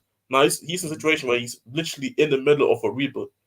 But I'm talking about the perspective of the Chelsea fans, where I think there's a vast majority of Chelsea fans who do tell me, obviously you are different, but who do tell me he was worth all the money. So if these are the performance that these are the performance that he's been putting in, and he's worth that money, I'm sorry, for me, it's overrated. Are they saying that he is worth, or he? Yeah, he's saying to the majority I see, it's always he's worth that money. But I always say this: majority of Chelsea fans are stupid, so I wouldn't. Yes, of course, I agree with that too. But then again, that proves my whole point. That proves my whole point. He's overrated because there's a lot of fan base who think. I think if we're talking about overrated Chelsea midfielders, I'm looking at Caicedo over Enzo. I'll be so real. Yeah, I'm saying both. I'm saying both in regards to because I think they both have ridiculous ability and ridiculous talent, and both should be performing to a better standard. And I think they will eventually. That's why I think Caicedo has ridiculous ability. Yeah, 100%. When I look from a defensive midfielder standpoint, there's no what attribute does he lack?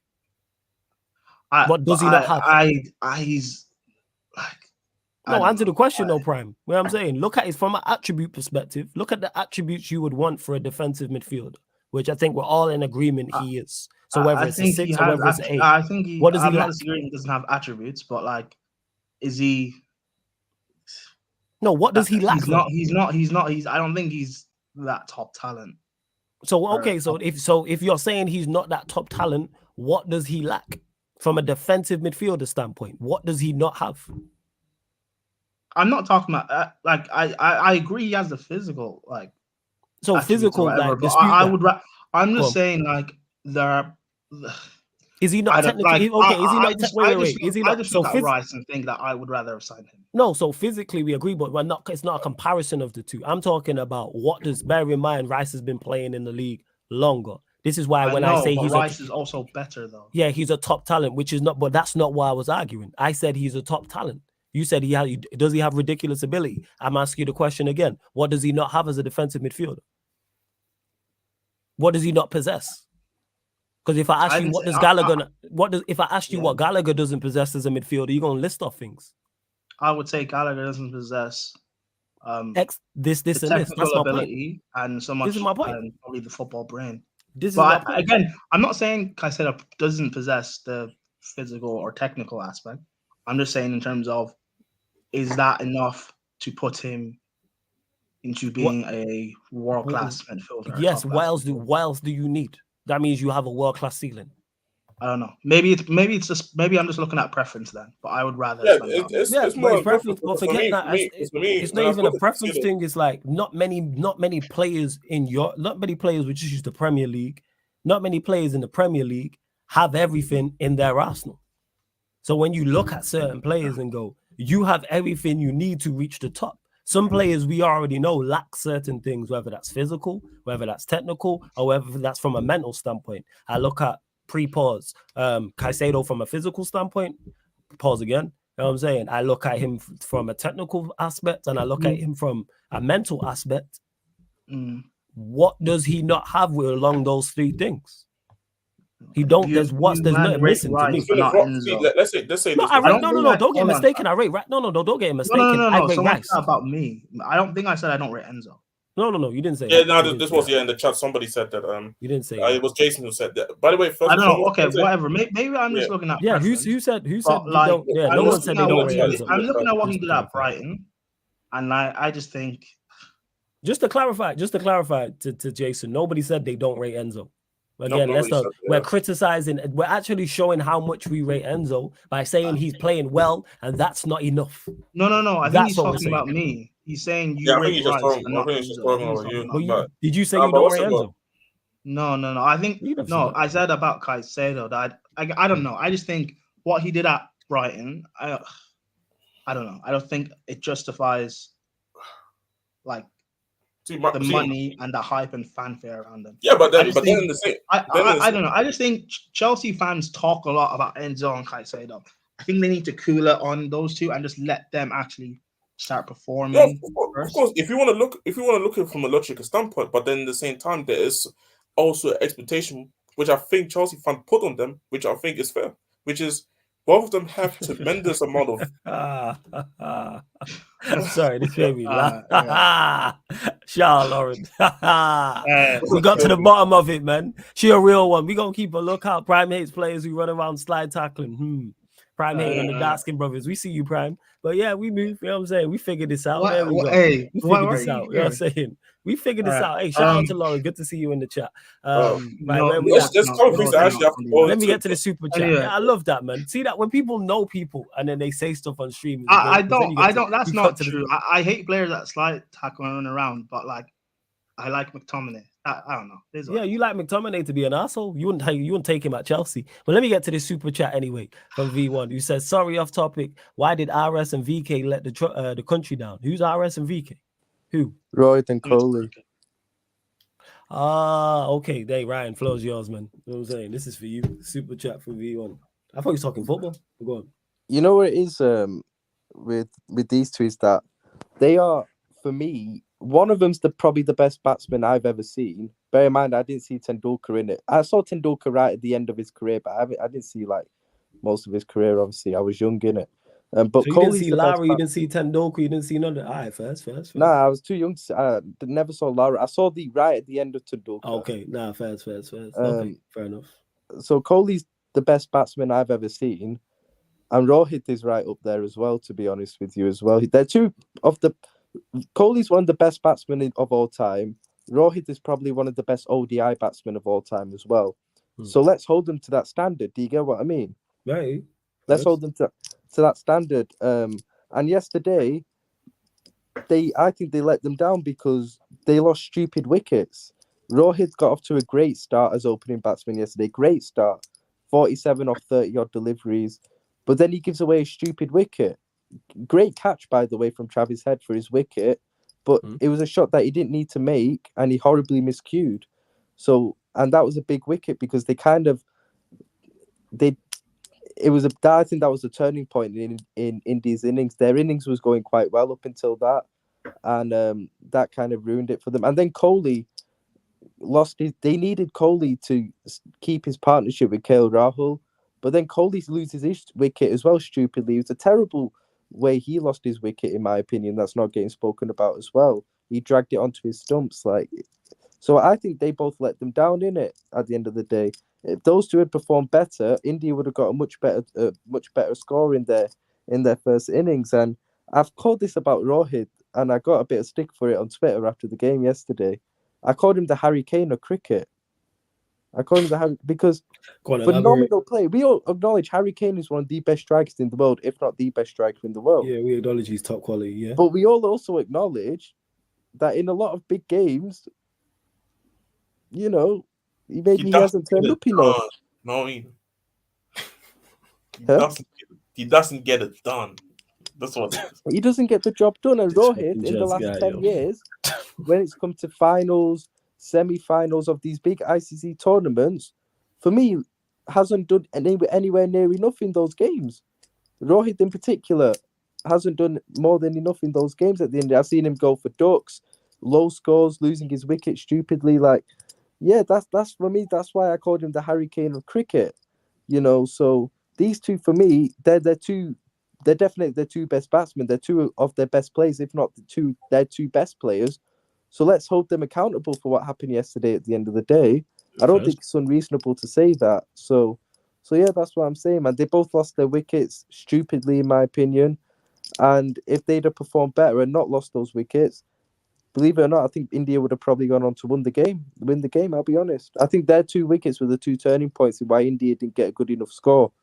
So yeah. And Rohit's captaincy yesterday as well was let them down, I thought, as well. So, yeah.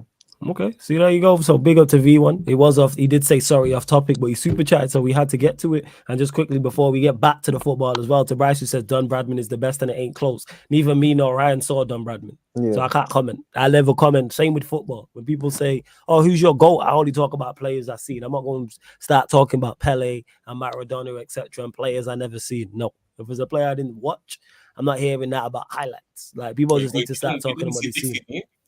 I didn't see who? Dixie Dean. Who is that? The top goal scorer in the Premier League. Who was holding the Premier League record? Nah, I didn't even know who that was. That's something that I have to adjust in the chat because the chat. I feel like Brian caused them a lot more discourse than I was already causing. Before Prime for you, man. Prime definitely a he definitely is a discourse causer. I don't know. I don't know. The chat was going crazy. They were going crazy in it because there was one comment. One comment was from David FA. Can we all agree that the release clause that Benfica put in his contract was crazy for Enzo? When does Benfica not put crazy release clauses on their players? But you know what? Who paid the release clause? Facts. You don't get forced to put them because Benfica told you come back in the summer and you get them for cheaper or pay the release clause. Either one of those two, and Chelsea decided to pay the release clause. So that's one of the. Jason, who said human rate Rice but not Enzo. Nobody said we don't rate Enzo. That was. No, you were talking about me there. Yeah, but you say you don't rate Enzo. I said you don't. No, I think I said about how I would take Rice over Caicedo. So I think he probably meant Caicedo, not Enzo. Because see. But you think Rice is world class, right? Correct. Yeah. Prime, right? Yeah. Okay, so what? So you taking a world class player is not wild. It's not like you said I take some random player. It's not like you said I take I'm someone not who I think saying is I average. don't like rate Caicedo. I just would not. Well, I don't know.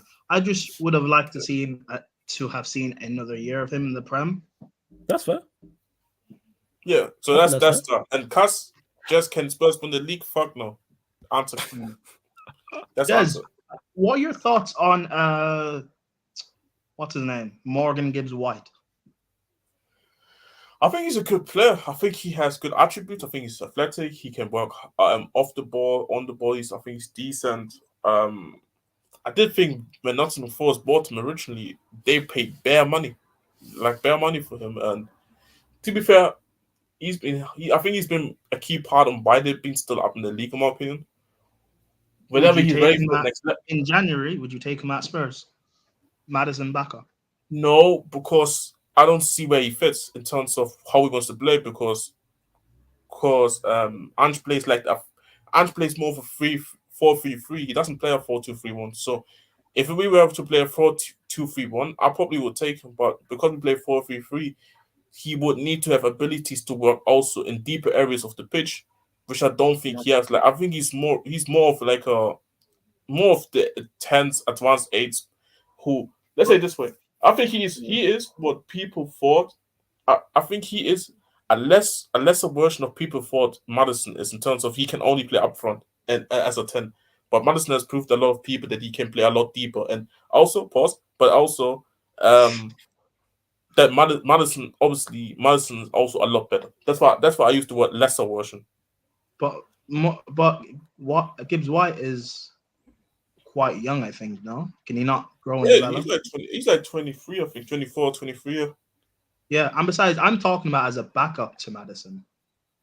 Not even then, no, because again, it's the players that we play. He wouldn't fit in the team. I think would he be a good backup? Yes, like look at the fucking bench that we have. Like Lo Celso is currently an option, which is Like I think Barca apparently been linked to him now because Javi's apparently been a big fan. Red flag, but he's because Gavi's obviously injured, so Barca coming in January. Wait, we just not bypassing that. You just say Xavi is a big fan. That's a red flag. Is that what you just said? Yeah, that's a red flag, bro. Like the fact that Xavi likes somebody like Lo Celso, I'm sorry, that's a red flag for me. But I thought you said you liked Gibbs-White, not Lo Celso. No. Lo Celso, but hey, Warrior J, big up, man. But not yeah. He just wouldn't fit at all to the system. That's all. Like, would I take him as a backup? Yes, but not in this system. No, because it's important that you also get players in that can actually play the role. They can be all quality, but can they fit the role? Yeah, that's fine. Is this just Premier League talk, by the way? Yes, pretty much. So why? What did you want to get onto? Which slide tackling DM did you want to bash next? Criticize next, I should say. I was going to talk about Nigeria, but like it's fine. Let's talk about. I had a quick question for Prime though. By the way, go on. Hit him with the question. Go on. What do you think of Matty Cash? I like him. I think he's a good fullback. Why? Because we were talking about him earlier on. Yeah, because you've been Go on. Prime elaborate on your Trent point. with Matty Cash. Yeah, I think what? You thought we should replace Trent with Matty Cash? No, I did not say that. You definitely said that, bro. Don't do that, Ryan. No, you said that, fam. No, I did not say that. What did you say? Let's see what it is. I did not say that. Prime says to me, we need a right back in it. So I said, so he's like, he suggested Matty Cash. So I'm like, so you're dropping Trent then? And he was like, when did I say that? I was like, so then I asked him, so if we got Matty Cash, which right back should we be starting regularly? He said Matty Cash. So then, you don't understand Prime a troll, man. You don't understand Prime a troll. No, I'm not trolling. Ryan, keep fast forward. No, but then you said Trent should play. No, Ryan. Like, no, he shouldn't. Fast forward and get to the point because you're acting as if that I'm saying drop Trent for Matty Cash. It's not what I said. My point was you're replacing him at right back with Matty Cash. My point was you should get another right back and play Trent in midfield.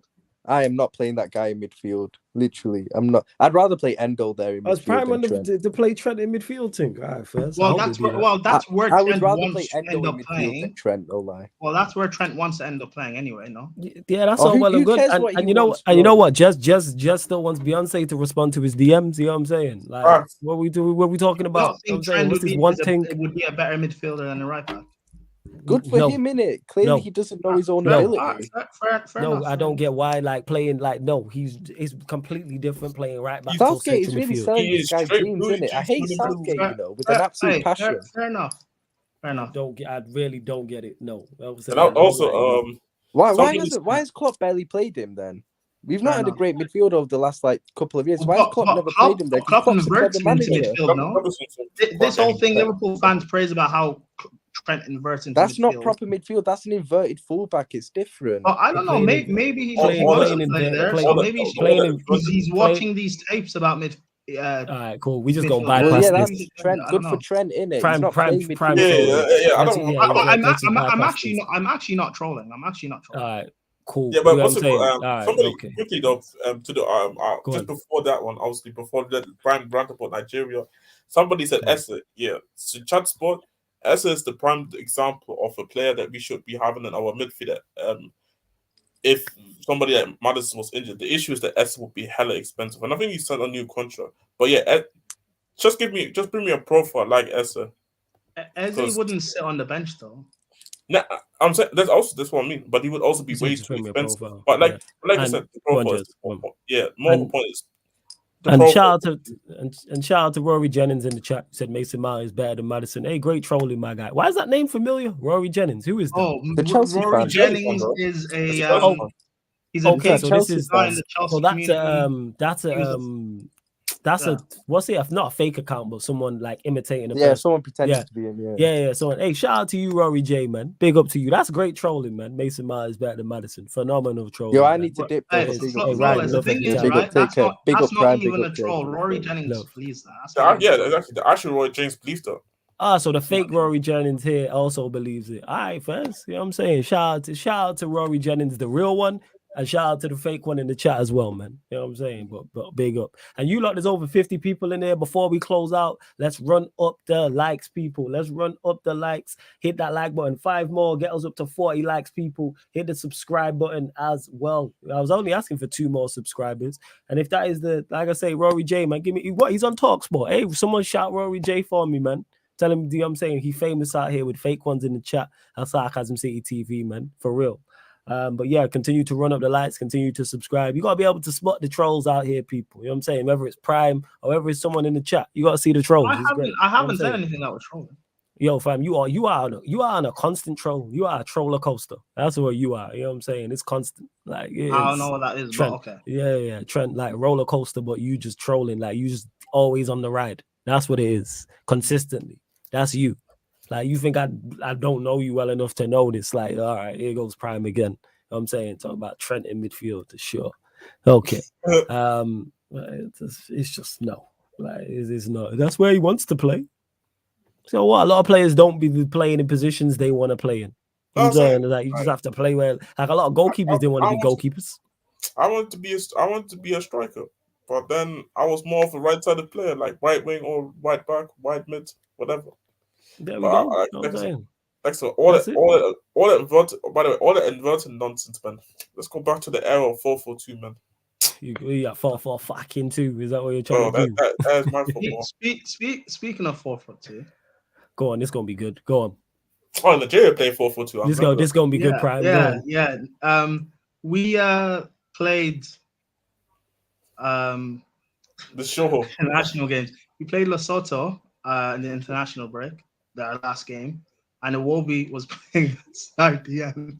And we drew 1-1. I'm glad Nigerians are finally starting to wake up and see how bad we are. I've been speaking about this for a very long time. Talk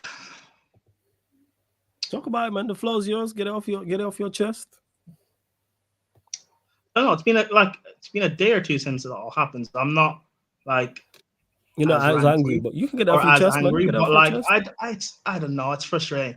I think, in terms of the continent of Africa, I think we have like the best collection of forwards on the continent. I don't think that's really controversial to say. I think we have the best collection, but we don't use them to the best of their ability. We essentially don't have a goalkeeper in goal. Our defense is at best like non-existent. The only good thing about our midfield was Ndidi and Iwobi, and you're not even using Iwobi as a creative outlet. You're playing him like in central midfield. You get the best out of our forwards. I don't know. It's just a mess. I'm not even saying that we need to fix like our like federation and all that, because it's Africa. These guys are gonna do their fraud. Like, it is what it is. But if we just had a proper coach, I think we could probably win AFCON. But I don't know. We don't. The funny thing is, because what I see that coach do is, that guy doesn't give a fuck about the rest of the team. Sometimes he just goes with a 4-2-2 and just plays all the. Yes, it's frustrating. Sometimes we play like Ian natural right wing.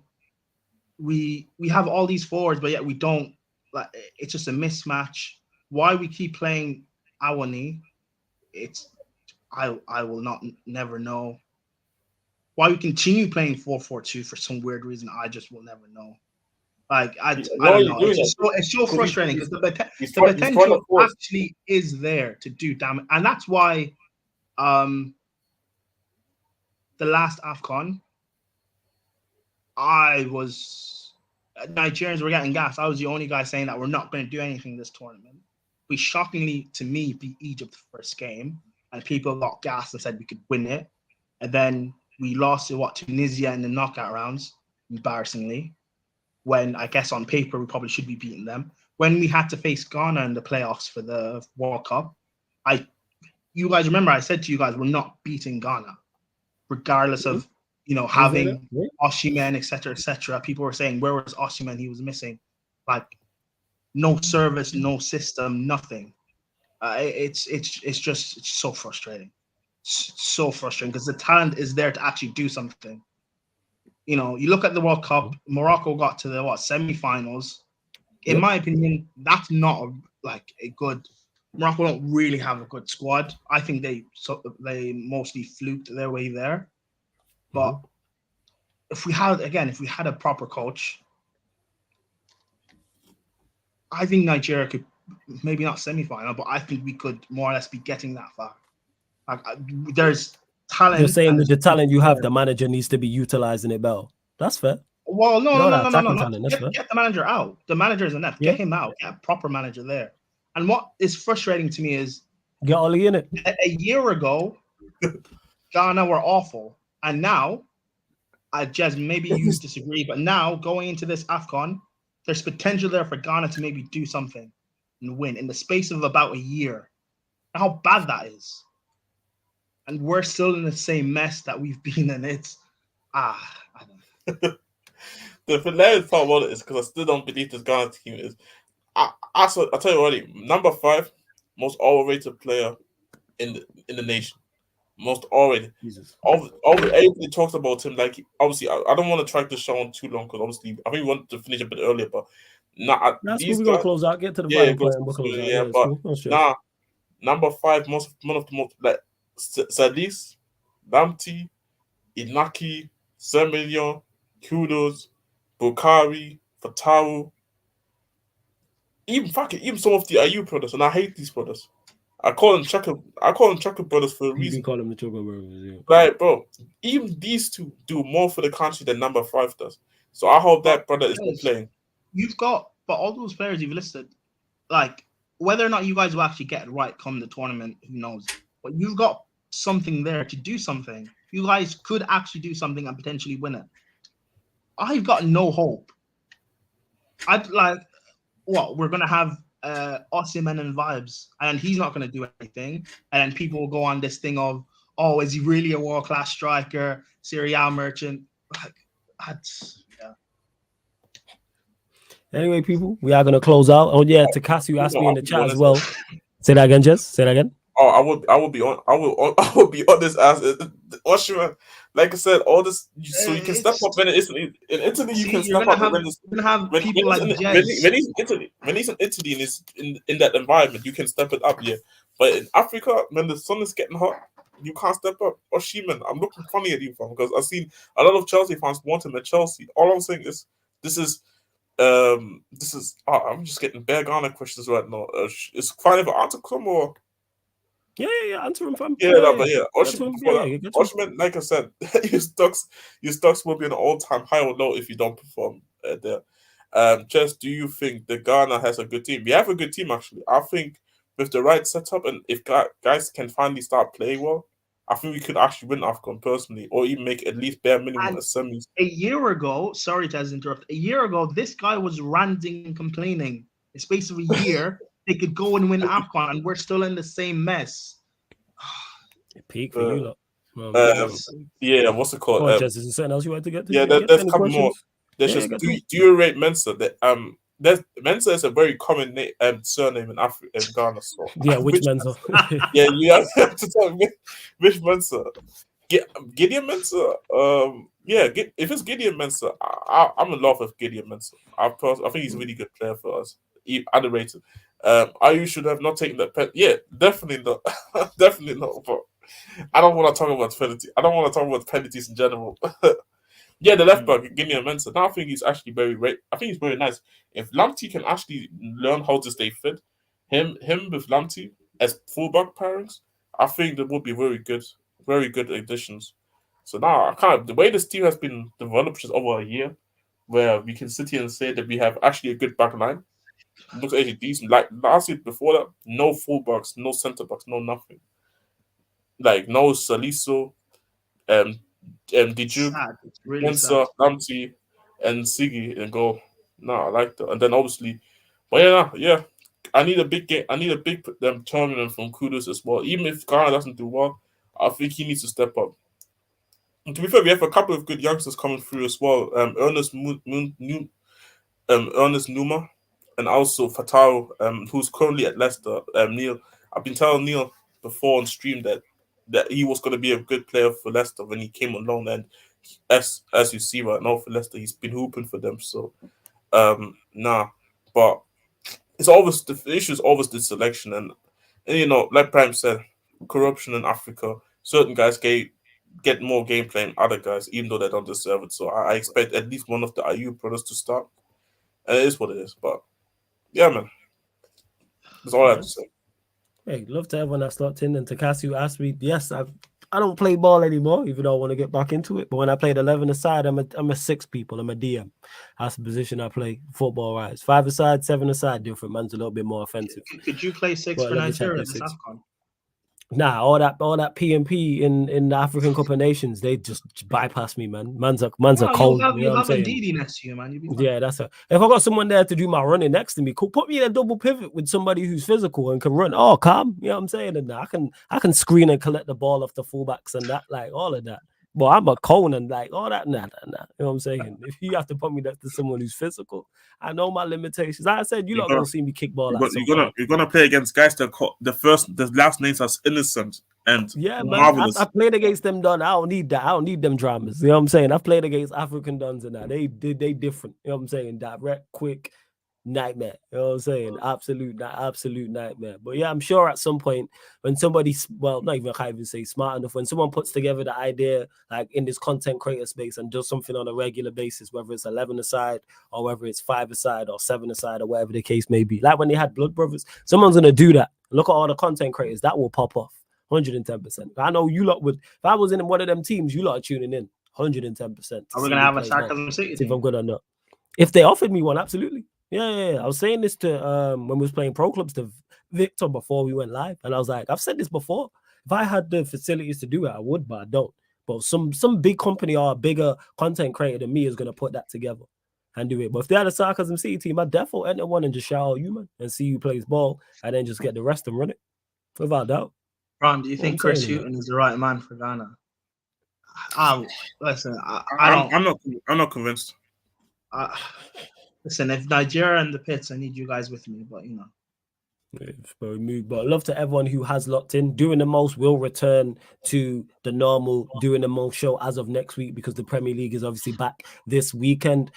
Big up to everyone who's tuned in. Make sure you hit the like button. Make sure you subscribe. And the Sarcasm City TV content does not stop tonight because they're going live on the Twitch, people. NFL Talks, the other football show. So everyone, who is now leaving here needs to get over to the Sarcasm City TV Twitch. If you are indeed an NFL fan, Peter will be over there, Eddie will be over there, Alam will be over there, Taza as well. So any regular watchers of Sarcasm City TV know those 4 content creators I just mentioned. So they'll be talking all things NFL. Big up to Eli, big up Stephanie G, Soccer Kid as well, who all said great show and enjoying it. So yeah, man, we gonna keep the content rolling. So like I said, NFL Talks, the Over Football Show. If it's not live now, have they gone live yet? Let me actually double check. Martin, I can't. Yeah, when live. Is it gone live? All right, so yeah, just got see. I didn't even get a notification, people. But yes, NFL Talks, that show is live. So I'll be putting it out on the community page. I'll be putting it out on all the socials as well, letting everybody know. So head over there. And then today, what else we got? Hey, Eli, glad you made it out of work, man. Another day, another, you know what I'm saying? Another day, another pound. So you know what I'm saying? Keep what's it called? Keep the money rolling in. What was I gonna say? Today, 4:30 p.m. UK time, Man United podcast. So myself, Ivorian, be joined by a couple special guests because that's what I'm doing with all the Man United podcast people, all the Man United podcast solos and all the crossovers. I'm joined by special guests because it's international break. So I think it's either 2 special guests coming on the show 4:30 p.m. and then obviously the United Liverpool show have 2 or 3 Liverpool fans on as well. And that's what I'm going to be doing with the United Arsenal show and of course all the other United shows as well. But don't forget, this show and all the other shows on the channel are available on audio only platforms, people. So Spotify, iTunes, SoundCloud, wherever you get your podcast, type in Sarcasm City TV and all the shows on the YouTube channel apart from watch-alongs will pop up. So whether you're, like I always say, whether you listen while you're cooking, while you're cleaning, while you're driving, while you're at work, you may be traveling, you might be in the gym, maybe you just prefer to listen to your podcast in audio only ways, that's fine. So Sarcasm City TV on Spotify, please follow us, 5-star us on there. Big up all the audio listeners as well. iTunes, Apple Podcast, all you iPhone users, leave us a review and 5-star us on there too. Same with SoundCloud, hit us with the follow. But like I said, get over to the NFL show, NFL Talks, the Over Football show on Sarcasm City TV. We don't stop, people. Hashtag no days off. You know what I'm saying? I meant that when I said that. The next day off I'll probably take will be for Carnival, August 2024. You know what I'm saying? The last weekend in August, which is like the 28th or 29th. That's the next day. Why are you laughing? That will be the next day I'm taking off. I'm working Christmas. I'm working Christmas Eve. I'm working Christmas Day. I'm going to work Boxing Day. I'm even doing a show on my birthday, people. We're not stopping, man. Hashtag no days off. I meant that shit when I said that. For real, for real. But you lot continue to support real ones. You know what I'm saying? Real ones. And this has been Doing the Most alive on the Sarcasm City TV YouTube. Big up for tuning in.